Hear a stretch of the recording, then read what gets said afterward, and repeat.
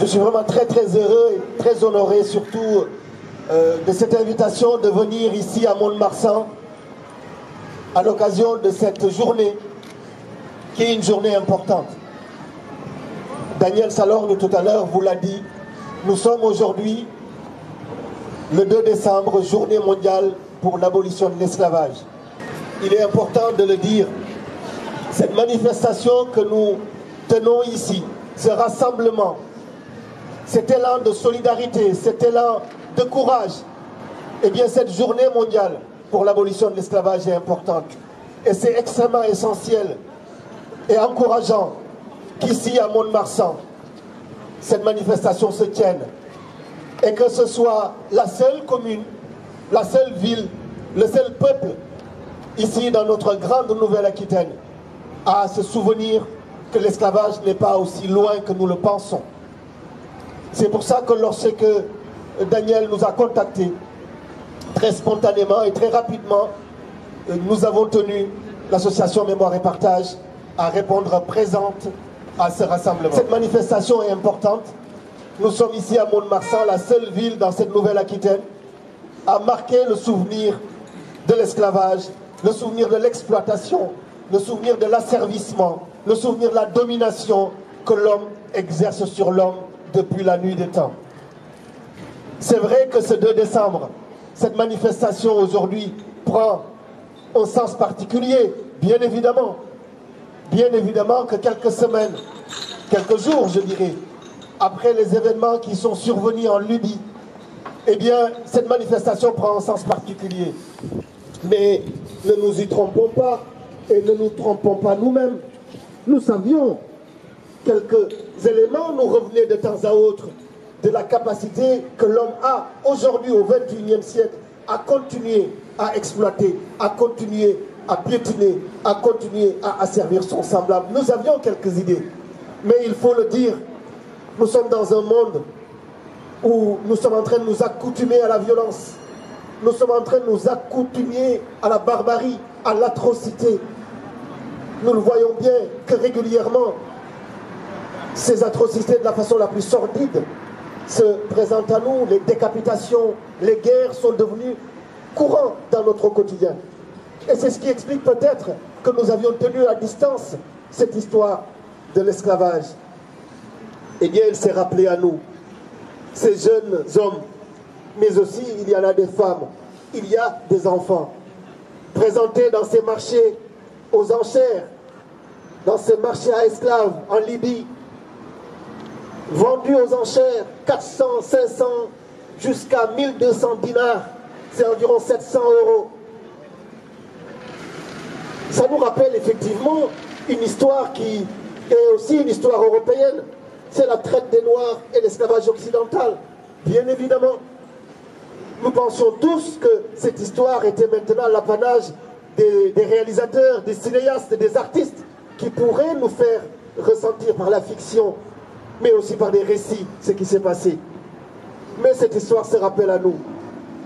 Dans ce pays, la Libye, les raisons de ce qui se passe actuellement, de ce refoulement de l'esclavage, sont des raisons que nous connaissons. D'abord, bien sûr, nous avons le chaos libyen.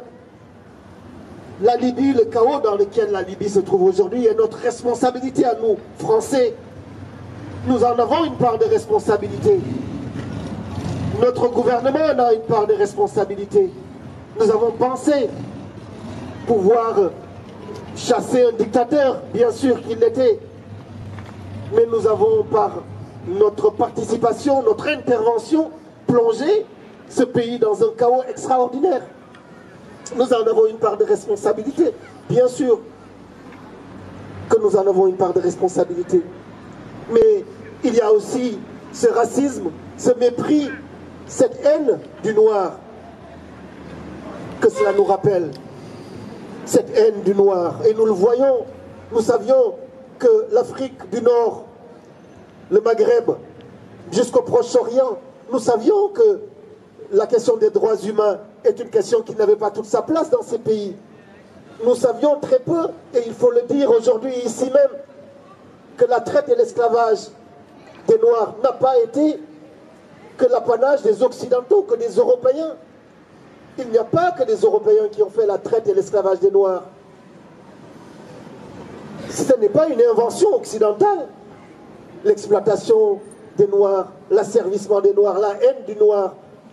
Nous ne savions très peu d'entre nous que pendant 14 siècles, les Arabes et les pays sous influence arabe, c'est-à-dire le Maghreb, ont fondu aussi sur l'Afrique pendant 14 siècles.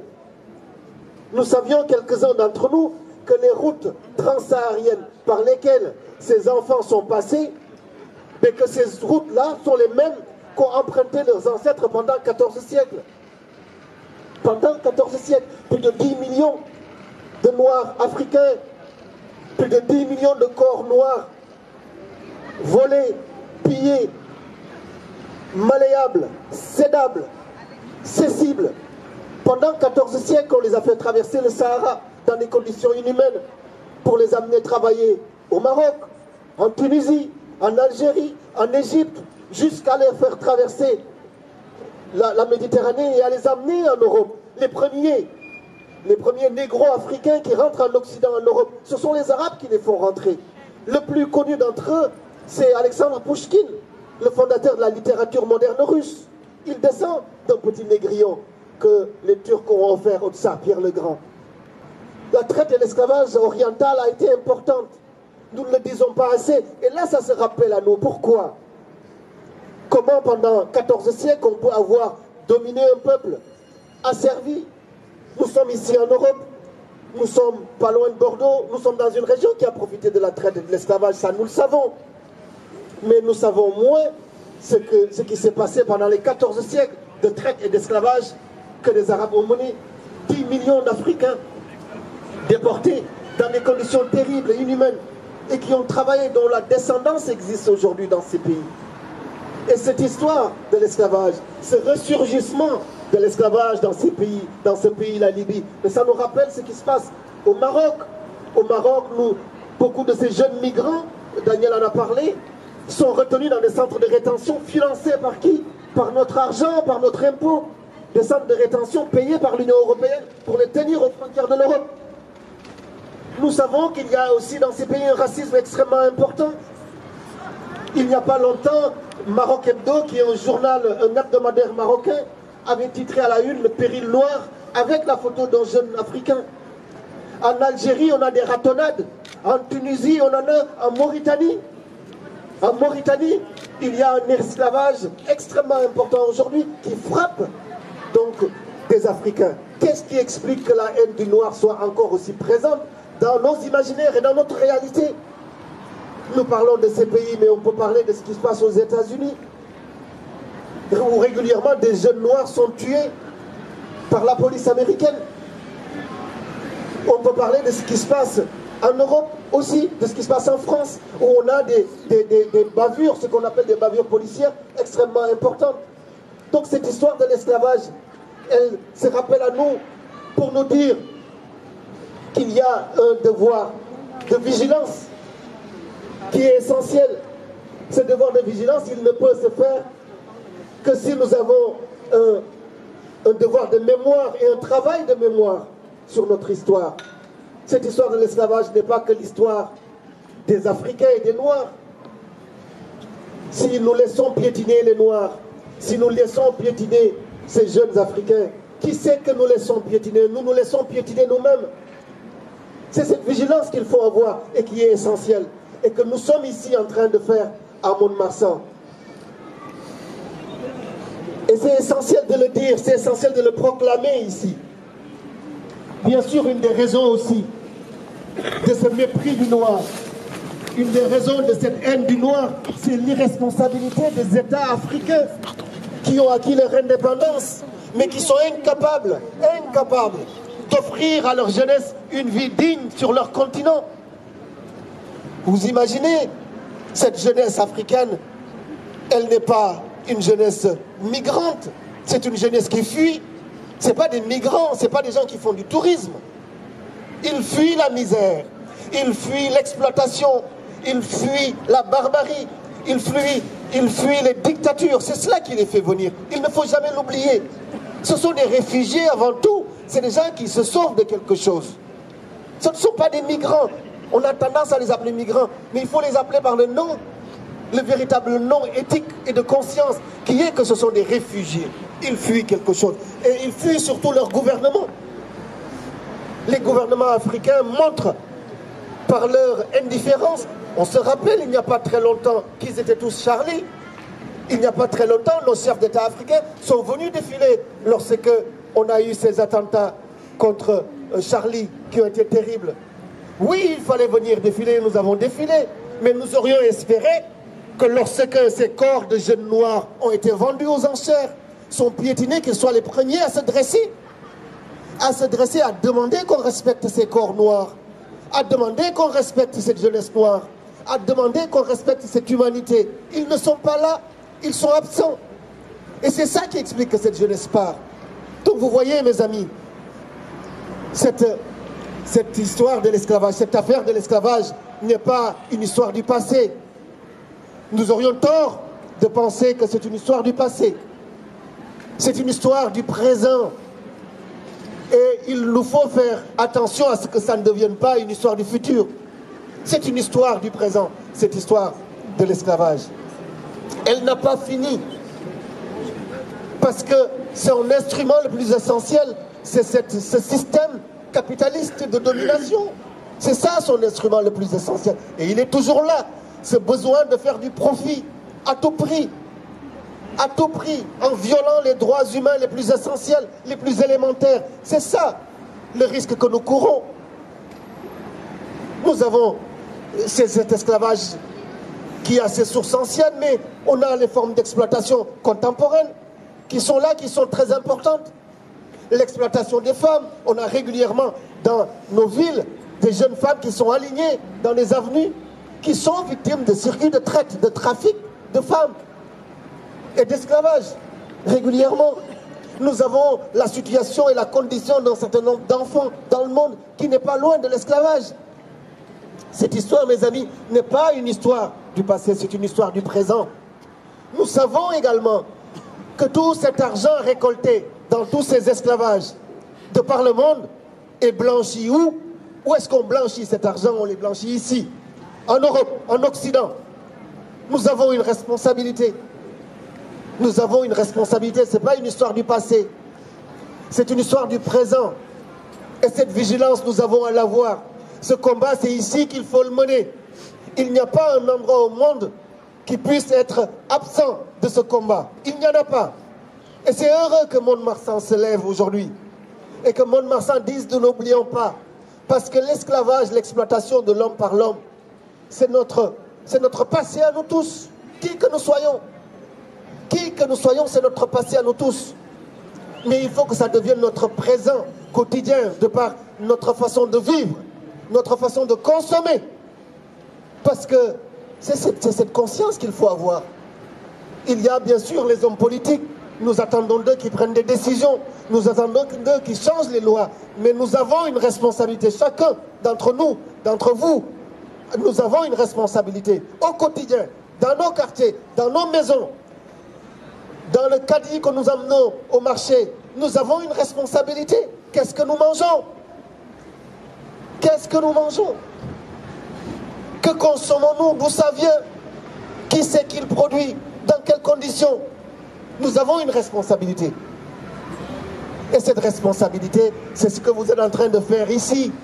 Vous tous et toutes ici présents, surtout les enfants qui sont là. Et je veux les saluer. Les remercier d'être là parce que c'est essentiel que la jeunesse, et c'est pour ça que j'ai été très heureux lorsque Daniel Salorgne a amené des jeunes à Bordeaux visiter le Bordeaux Nègre.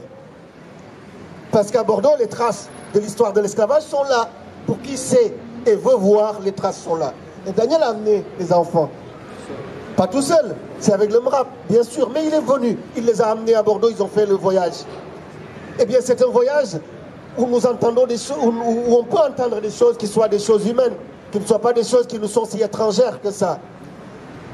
Il faut banaliser cette histoire-là. C'est une banalité terrible, c'est une banalité inacceptable ou inadmissible, mais c'est cela, l'exploitation de l'homme par l'homme, elle est banale. Mais cette banalité, nous devons la combattre. Et nous voulons la combattre par la conscience, par votre présence ici, vous tous ici avec nous et avec toutes ces organisations qui ont répondu présentes à cette manifestation. Le 2 décembre, c'est la journée mondiale pour l'abolition de l'esclavage. Si l'humanité avait plus de conscience dans chaque ville, dans chaque village, on marquerait le souvenir de l'esclavage. C'est la façon de combattre la plus efficace. Que chacune puisse venir ici, prendre la parole, dire l'esclavage qu'il subit de par les conditionnements, les habitudes, parce que nous en subissons régulièrement. Qu'on puisse le dire, que tout ça, on puisse le poser sur la table, parce que c'est ça qui est essentiel, c'est ça qui nous permet d'avancer. Donc je suis peut-être un peu long, Daniel, et que c'est vrai que les températures sont très fraîches, mais je veux dire vraiment mon bonheur d'être là. Je veux dire ma fierté de cette initiative. Je suis fier de ce que vous avez fait, c'est essentiel. Ma fierté de vous rencontrer à tous ici. Mais plus que ça, vous dire la reconnaissance, je crois, que ces millions d'hommes et de femmes et d'enfants qu'on a asservis par le passé, la reconnaissance qu'ils ont à votre égard. Dire aussi la reconnaissance que ceux qu'on continue d'asservir aujourd'hui ont à votre égard. Les victimes aussi ont à votre égard. Je veux dire ça. Vous dire merci beaucoup. Merci vraiment. Nous dire à nous tous merci pour cette présence.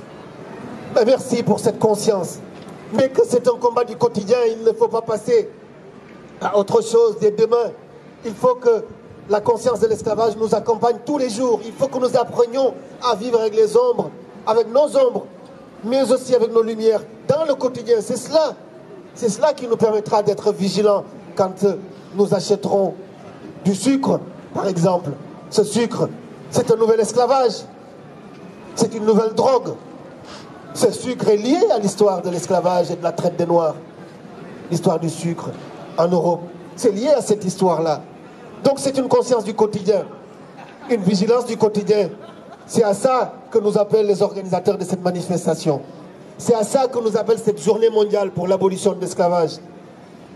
Continuons ensemble, et surtout les enfants, continuons ensemble à être vigilants. Parce que régulièrement, des hommes, des femmes essayeront de nous imposer leur force, essayeront de nous imposer leur fortune, essayeront de nous imposer leur domination. Eh bien, gardons cette conscience pour ne jamais les laisser triompher. L'esclavage ne triomphera pas, la liberté seule paye. Je vous remercie. Bravo.